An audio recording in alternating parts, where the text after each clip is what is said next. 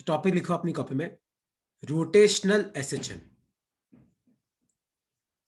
Rotational SHM, simple harmonic motion. देखो अब ये रोटेशनल एसएचएम है क्या, देखो इसको तुम समझना।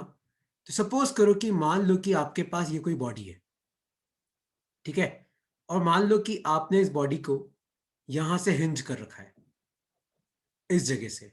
ये मान लो आपके पास कोई बॉडी है, आपने इसको हिंज कर रखा है, और मान लो कि आप इस बॉडी को थोड़ा सा टिल्ट करते हो।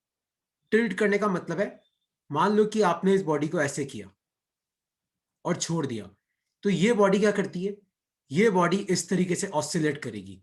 तो रोटेशनल एसएचएम में क्या होता है, आपकी जो बॉडी वो किसी पॉइंट के हिसाब से इस तरीके से ऑसिलेट करती है।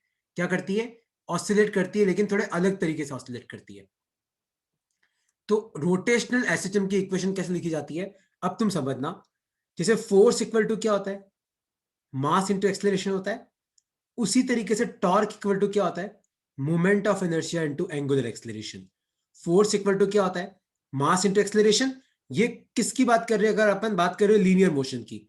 अगर आपका रोटेशनल मोशन है, जैसे मान लो कोई बॉडी चल नहीं रही है, मान लो कोई बॉडी घूम रही है, तो बॉडी चलती है तो हम नेट फोर्स निकालते हैं, बॉडी घूमती है तो हम नेट टॉर्क निकालते हैं।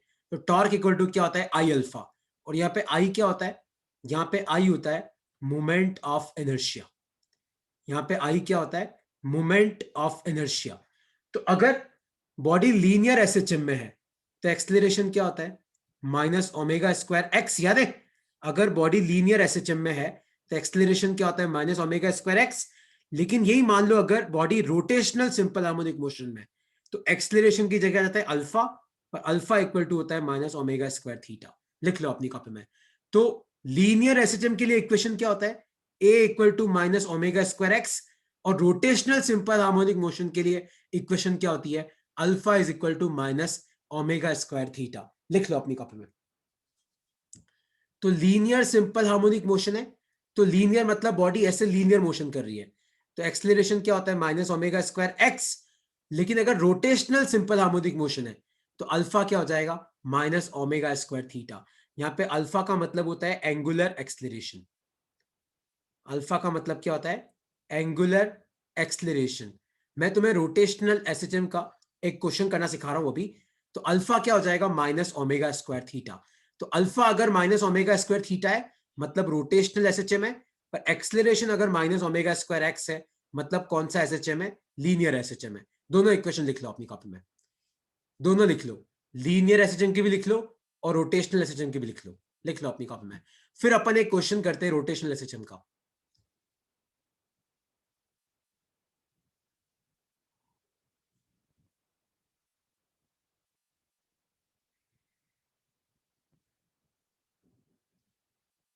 ठीक है, अब देखो मैं एक क्वेश्चन करा रहा हूं तुम्हें रोटेशनल सिंपल हार्मोनिक मोशन का। तो लिखो अपनी कॉपी में, time period of simple pendulum, time period of simple pendulum using rotational SHM. तो रोटेशनल एसएचएम से हम टाइम पीरियड कैसे निकालेंगे। तो सपोज करो कि ये आपकी कोई हिंज है,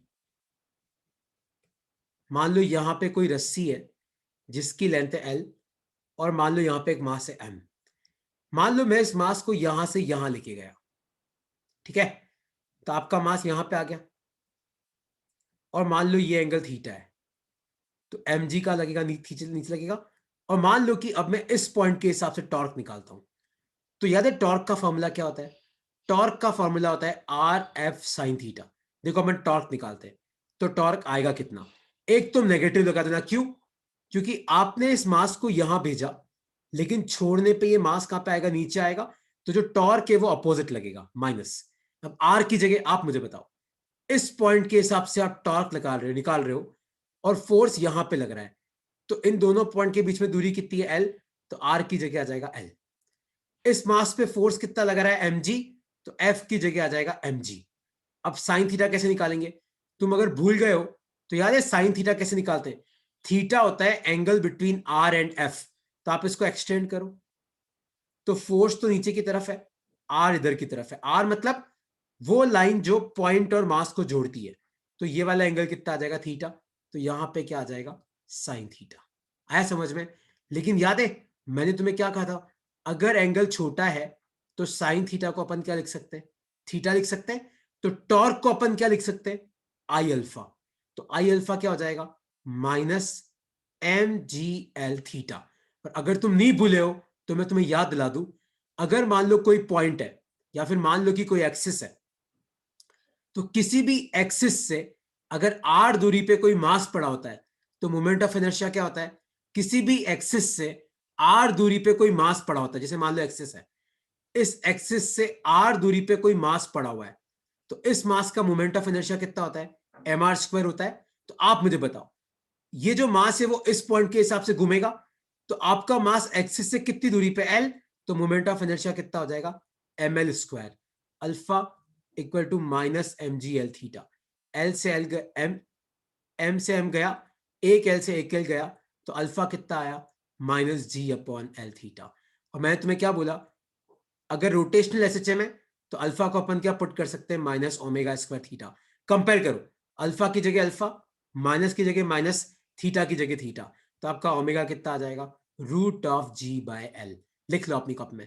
सेम फॉर्मूला याद है, अपन ने सिंपल पेंडुलम का टाइम पीरियड निकाला था, फोर्स मैंने दो पार्ट कर दिए थे, M G sine theta, M G cos theta. यहां पे मैंने टॉर्क से निकाला, तो मैंने क्या किया, टॉर्क का फॉर्मूला होता है आर एफ साइन थीटा। अगर तुम नहीं भूले हो, चैप्टर नंबर 7 में आता है। टाउ होता है R cross F, R F sine theta. R का मतलब है कि जिस पॉइंट के हिसाब से आप टॉर्क निकाल रहे हो और जिस पॉइंट पे फोर्स लग रहा है उनमें दूरी कितनी है, तो दूरी कितनी है, एल। तो आर की जगह आ जाएगा एल। इस मास पे कितना फोर्स लग रहा है, एम जी, तो एफ की जगह आ जाएगा एम जी। और तीसरा फैक्टर क्या है, साइन थीटा।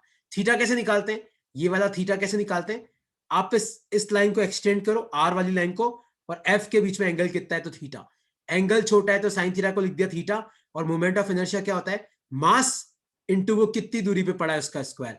तो आपका मास इस पॉइंट से कितनी दूरी पे, एल, तो आई की जगह आ जाएगा एम एल स्क्वायर। लिख लो अपनी कॉपी में।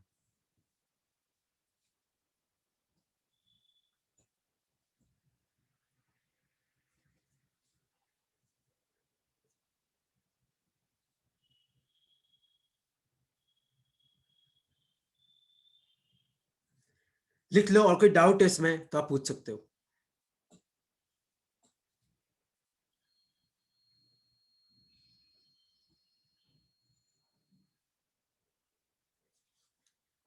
कोई डाउट है प्रवीण, कोई डाउट है, वंश, विदुषी, हर्ष, आशीष, कोई डाउट है तो पूछो कि सर इसमें ये डाउट आ रहा है, वापस बता दो अब हमें। ये साइन थीटा कैसे आया वो बताओ ना। देख, याद है अपन टॉर्क कैसे निकालते हैं, जैसे मैं तुम्हें एग्जांपल देता हूँ। जैसे मैंने तुम्हें सिखाया था, याद है कि मान लो ये एल दूरी है, मान लो मैंने फोर्स लगाया एफ, तो बताओ इस पॉइंट के हिसाब से कितना टॉर्क होगा। तो आप टॉर्क कैसे निकालते हो, आर एफ साइन थीटा। इस आर का मतलब होता है कि जिस पॉइंट के हिसाब से आप टॉर्क निकाल रहे हो और जहां फोर्स लग रहा है उन दोनों में कितनी दूरी है, तो आर की जगह आ जाएगा एल। एफ का मतलब है आप कितना फोर्स लगा रहे हो, कितना फोर्स लगा रहे हो, एफ। और ये थीटा कैसे निकालते हैं, याद है हम क्या एक्सटेंड करते हैं, हम इस लाइन को एक्सटेंड कर देते हैं। तो ये वाला जो एंगल होता है ना, इस एल और इसके बीच में ये होता है, तो साइन 90 कितना आ जाएगा, 1। पर अपने इस केस में क्या हो रहा है, ठीक, अपने इस केस में ये दीवार है, अपना मास यहाँ पे है, ये लेंथ एल है, और एम जी लग रहा है नीचे की तरफ।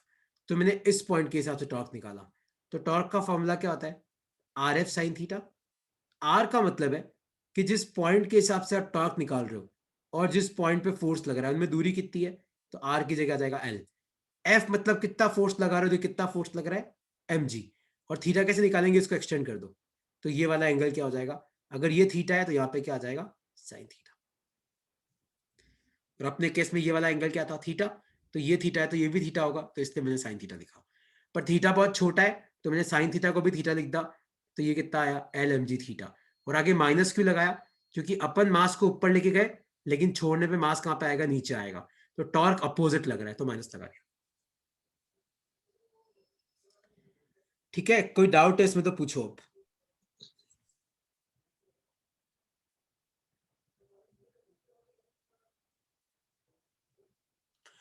ओके, कोई डाउट नहीं है। तो अब तुम सब ध्यान से देखो, लिखो अपनी कॉपी में हाउ टू फाइंड, एक टॉपिक लिखो, how to find time taken by मास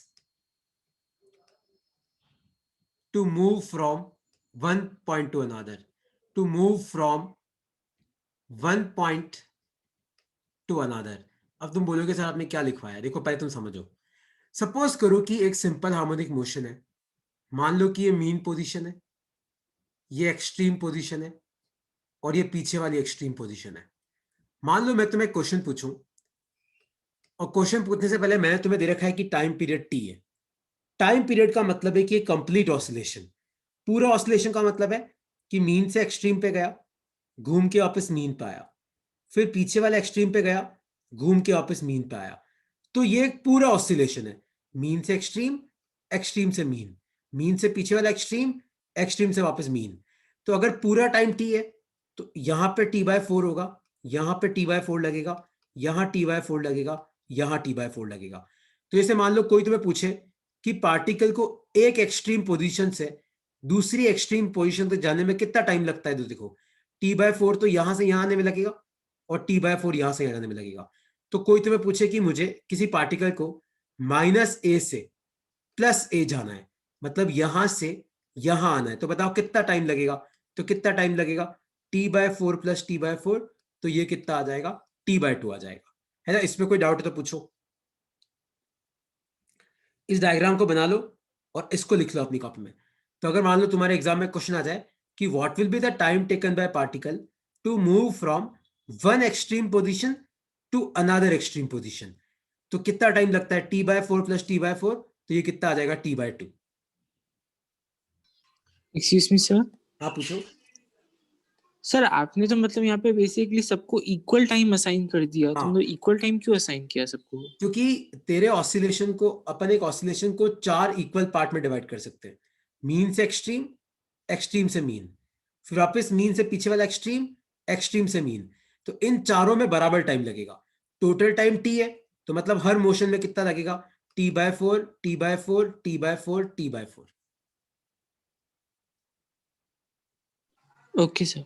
ठीक है, लेकिन अब यही क्वेश्चन तुम्हारे एग्जाम में एक अलग तरीके से भी आता है, जिसे मान लो एक्सट्रीम से एक्सट्रीम नहीं पूछते।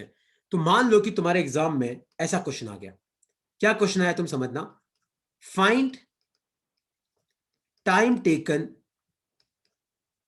Find time taken by particle to move from x = 0 to x = a/2। तो मान लो एग्जाम में क्वेश्चन आया कि बताओ 0 से a/2 जाने में कितना टाइम लगा। तो जैसे मान लो कि x = 0 आपकी मीन पोजीशन है, और x = a आपकी एक्सट्रीम पोजीशन है। तो ये बात तो मैंने तुम्हें बता दी कि मीन से एक्सट्रीम जाने में T/4 लगता है। लेकिन याद रखना, अगर मैं पूछूं कि बताओ 0 से a/2 आने में कितना लगाएगा, तो आप T/8 नहीं लिख सकते। ये T/4 यहां से लेके आता T/4 है, कोई दिक्कत नहीं है। लेकिन अगर बीच में कोई पूछे तो आप आधा मत करना। तो कैसे निकालते, ध्यान से देखो। सिंपल हार्मोनिक मोशन की इक्वेशन क्या होती है, x = a sin ωt। इसमें तो कोई डाउट नहीं है, x = a sin ωt। तो चेक करो कि आपका पार्टिकल x = 0 पे कब है। तो एक बार x को 0 पुट करो, तो 0 = a sin ωt। तो a भी उधर गया, तो sin ωt कितना आ जाएगा, 0। तो टाइम कितना आ गया, 0। फिर चेक करो कि आपका पार्टिकल x = a/2 पे कब है। तो अब इस इक्वेशन में x की जगह पुट करो a/2 = a sin ωt। a से गया तो ये कितना आया, ½ = sin ωt। और अगर तुम्हें नहीं पता हो तो साइन की वैल्यू हाफ कब होती है, 30 डिग्री पे। तो ωt को अपन क्या पुट कर सकते हैं, π/6। अगर तुम्हें नहीं पता है तो पाई होता है 180 डिग्री। तो अगर इधर भी 6 से मल्टीप्लाई करोगे, इधर भी 6 से, तो 180/6 कितना, 30। तो ωt कितना आया, π/6। और अब तुम भूल मत जाना, ओमेगा होता है 2π/t, इंटू टी = π/6। तो पाई से पाई गया, तो आपका टाइम कितना आया, देखो ये टी कितना आया चेक करो। तो इस टी को ऊपर भेजो, 2 को नीचे भेजो, टी आया T/12। तो देखो x = 0 पे कब था, जब टाइम = 0 था। और x = a/2 पे कब है, जब टाइम कितना है t/12, तो उसको टाइम कितना लगा t/12। ये इसका आंसर है। और इस क्वेश्चन के आगे 2-3 स्टार बना लेना, क्योंकि ये क्वेश्चन बहुत इंपॉर्टेंट है कि बताओ 0 से a/2 तक जाने में कितना टाइम लगा, कितना टाइम लगा t/12। इसको चाहो तो तुम इसको याद ही कर लो कि 0 से a/2 कितना लगा, 0 से a/2 कितना लगेगा t/12। लिख लो अपनी कॉपी में। तो मैंने कैसे किया, देखो क्वेश्चन ये था कि x इक्वल टू 0 से x इक्वल टू a/2 जाने में कितना टाइम लगेगा। तो पहले मैंने ऐसी एक इक्वेशन लिख दी और x इक्वल टू 0 पे कब होगा वो निकाला। तो x की जगह 0 पुट किया, तो यहां से t कितना आया 0। फिर मैंने चेक किया कि यार a/2 पे कौन से टाइम पे होगा, तो x की जगह a/2 पुट किया, a से ये गया, तो टाइम कितना आया t/12। तो मतलब टाइम इक्वल टू 0 पे x इक्वल टू 0 पे है, टाइम इक्वल टू t/12 पे x इक्वल टू a/2 पे है। तो आंसर कितना आया t/12। लिख लो अपनी कॉपी में।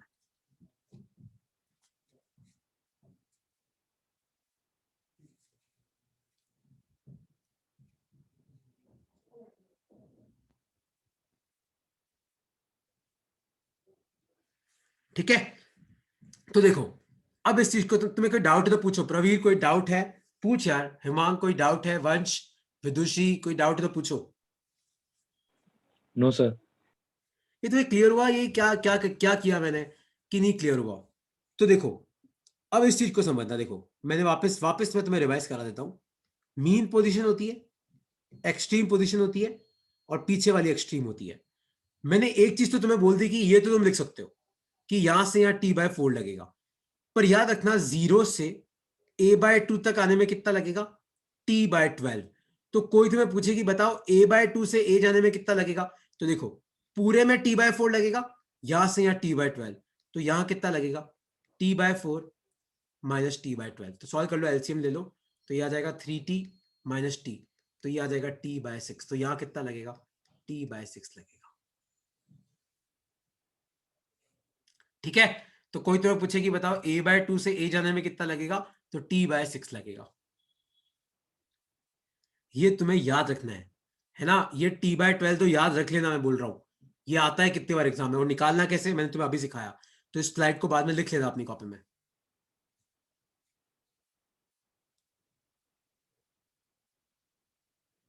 ठीक है, तो एक क्वेश्चन तुम्हारे लिए होमवर्क है। तो क्वेश्चन क्या है, लिखो अपनी कॉपी में। एक सेकंड, आज थोड़ा हैंग कर रहा है मेरा लैपटॉप। तो क्वेश्चन क्या है, लिखो अपनी कॉपी में। क्वेश्चन है ये, find time taken by particle in SHM to move from x equal to 0 to x equal to a upon root 2। ठीक है, ये आपको निकालना है। और आपको टोटल टाइम पीरियड कितना दे रखा है, आपको टाइम पीरियड दे रखा है t, बड़ा T। ये तुम सॉल्व करना। ठीक है, 0 से a अपॉन रूट 2 तक जाने में कितना टाइम लगेगा। ठीक है, इसको तुम सॉल्व करना। अब मैं नेक्स्ट टॉपिक पे आ रहा हूं, कोई डाउट है तब आप पूछ सकते हो।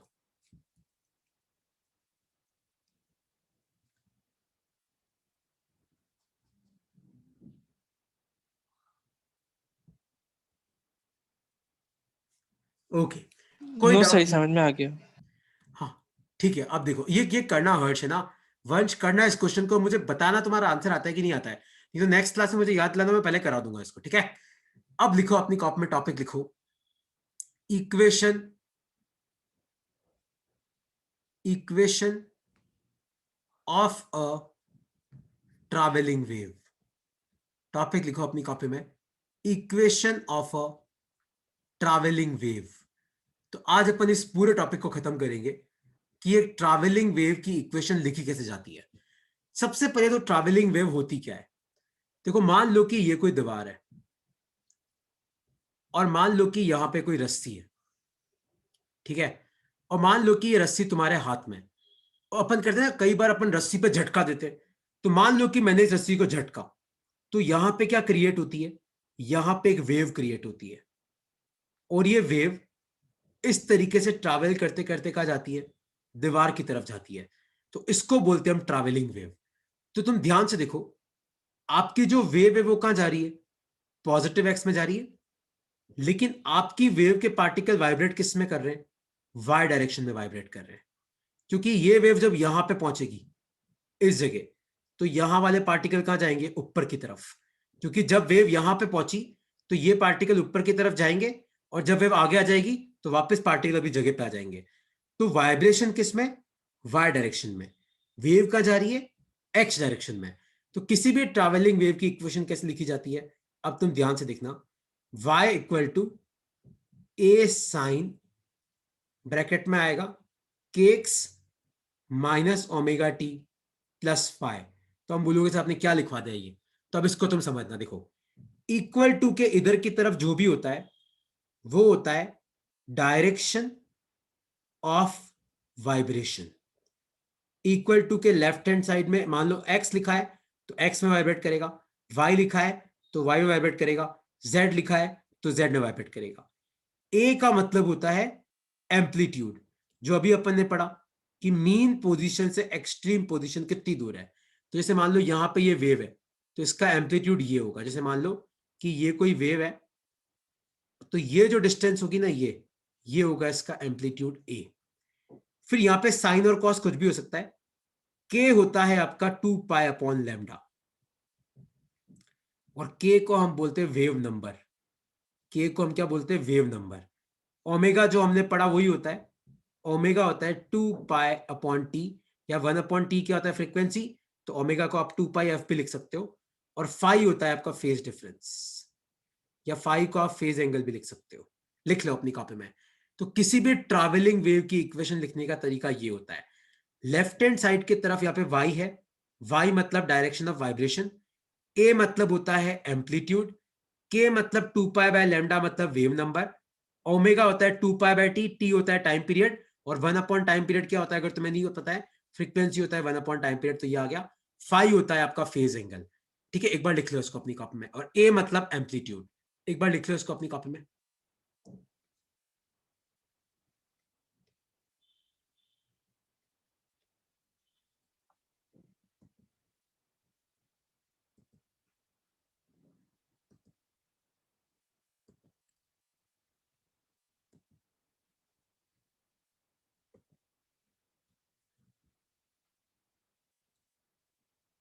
लिख लो इसको, आराम से लिख लो अपनी कॉपी में।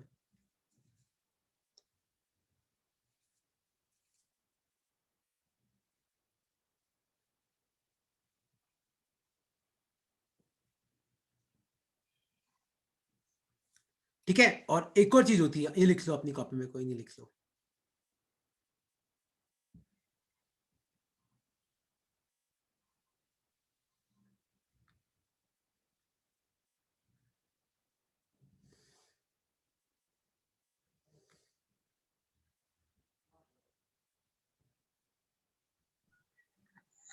यहाँ पर ओमेगा टी माइनस के एक्स हो सकता है। हाँ, हो सकता है। यहाँ पे के एक्स माइनस ओमेगा टी भी हो सकता है, ओमेगा टी माइनस के एक्स भी हो सकता है, कोई फर्क नहीं पड़ेगा। अच्छा, अब एक और क्वेश्चन है कि डायरेक्शन ऑफ प्रोपगेशन कैसे निकालेंगे? तो वाई का मतलब तो होता है डायरेक्शन ऑफ वाइब्रेशन। देखो, डायरेक्शन ऑफ प्रोपगेशन का मतलब है वेव कहाँ जा रही है। देखो, तो अब साइन के ब्रैकेट में आना, देखना यहाँ पे क्या लिखा हुआ है। ठीक है, यहाँ पे एक्स लिखा हुआ है, तो डायरेक्शन ऑफ प्रोपगेशन क्या होगा? एक्स। लेकिन अगर यहाँ पे माइनस है तो आपको लगाना है प्लस एक्स। और वेव वेलोसिटी का फॉर्मूला होता है ओमेगा अपॉन के।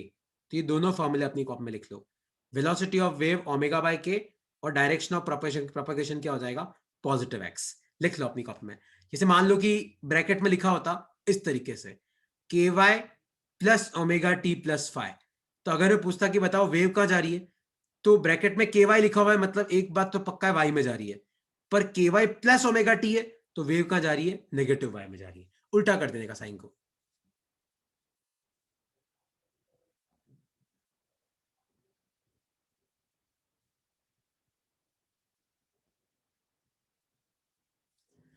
ठीक है, तो देखो एक क्वेश्चन मैं तुम्हें कराता हूं, एक क्वेश्चन मैं आपको कराता हूं पूरा, फिर अगला तुम करना। ठीक है, तो इसमें कोई डाउट है तो पूछो।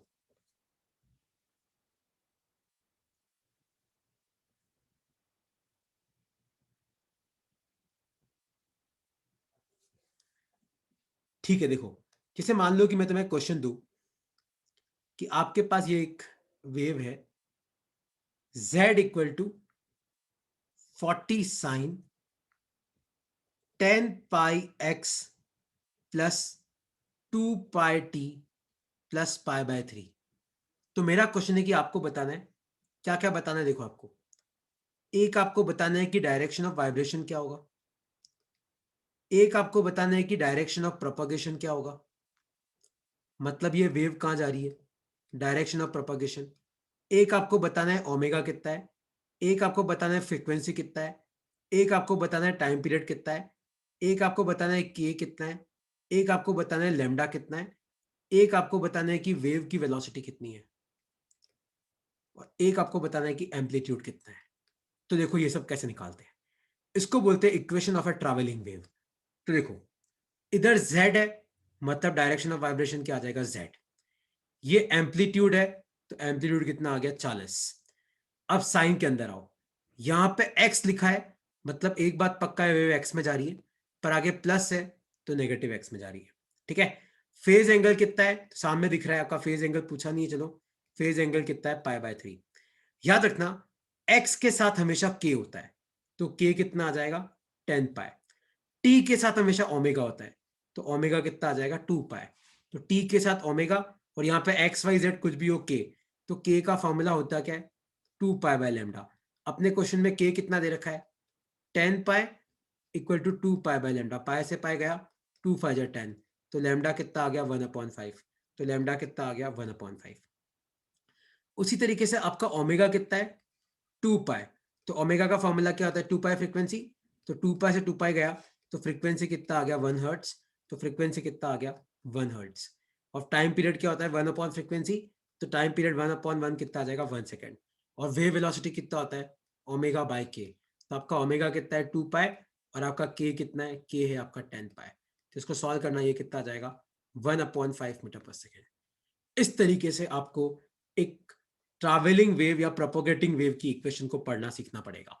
तो इधर जो होता है वो वाइब्रेशन, ब्रैकेट में आके देखो एक्स वाई जेड क्या लिखा हुआ है, जैसे एक्स है पर आगे प्लस है तो minus x.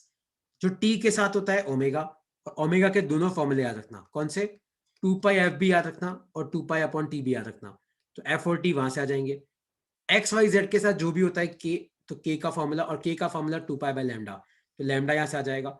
Wave velocity omega by के होता है, और एम्पलीट्यूड आपका यहाँ पे जो है वो आपका एम्पलीट्यूड है। कोई डाउट है इसमें तो पूछ सकते हो आप, क्योंकि अगला क्वेश्चन आपको ही सॉल्व करना है, और वो आज का लास्ट टॉपिक है फिर। अच्छा, नेक्स्ट क्लास में तुम्हारा ऑसिलेशंस का टेस्ट है ना, पूरे ऑसिलेशंस का और इक्वेशन ऑफ ट्रैवलिंग वेव का, क्योंकि अब अपन अपने कोर्स के लास्ट चैप्टर पे चल रहे हैं। लास्ट चैप्टर है अपना वेव्स, है ना, जो चालू कर दिया मैंने अभी। कोई डाउट है इसमें तो पूछो, मैंने एक क्वेश्चन तुम्हें सॉल्व करना है।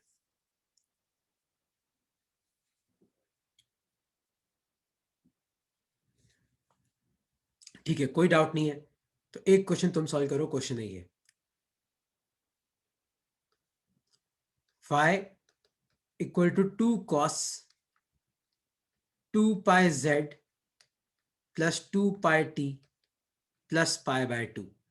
तो आपको क्या क्या बताना है, एक आपको बताना है कि डायरेक्शन ऑफ वाइब्रेशन क्या होगा, एक आपको बताना है कि डायरेक्शन ऑफ प्रोपगेशन क्या होगा, तीसरा आपको ओमेगा बताना है, के बताना है, लैम्डा बताना है, फ्रीक्वेंसी बताना है, टाइम पीरियड बताना है, वेव की वेलोसिटी क्या है वो बतानी है।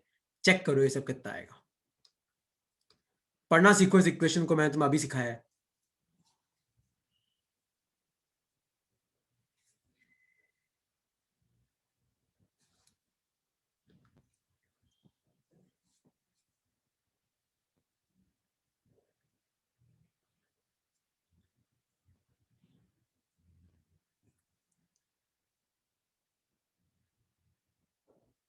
कितना आ रहा है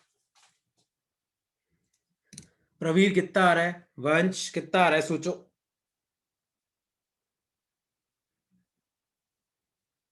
आज मैं तुम्हें एनसीईआरटी के भी क्वेश्चन नंबर भेजूंगा इसके, क्योंकि अपनी बुक में भी ट्रैवलिंग वेव वाला क्वेश्चंस बहुत हैं। कितना आ रहा है direction of vibration, y. Y. Propagation, तो यहाँ पे z है, पर आगे प्लस है तो माइनस, z के साथ ओमेगा तो ओमेगा 2 पाई, सॉरी z के साथ 2 पाई, के 2 पाई होगा, अच्छा दोनों ही 2 पाई है, k को पुट करना फिर 2 पाई बाय लैम्डा, तो लैम्डा आएगा 1, फ्रीक्वेंसी 1, टाइम पीरियड 1 और वेलोसिटी ओमेगा बाय k, तो ये भी कितना आ जाएगा 1 मीटर पर सेकेंड। इस तरीके से निकालते हैं, ठीक है। किसी को इसमें कोई डाउट है तो आप पूछ सकते हो यार।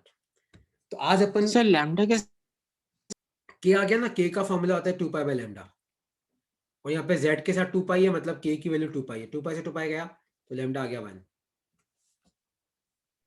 और फ्रीक्वेंसी कैसे निकाली? ओमेगा होता है 2 पाई f, तो ओमेगा कितना है 2 pi, 2 pi equal to 2 pi f, 2 pi से 2 पाई गया, f कितना आया 1 हर्ट्ज, और फ्रीक्वेंसी होता है 1 अपॉन टाइम पीरियड।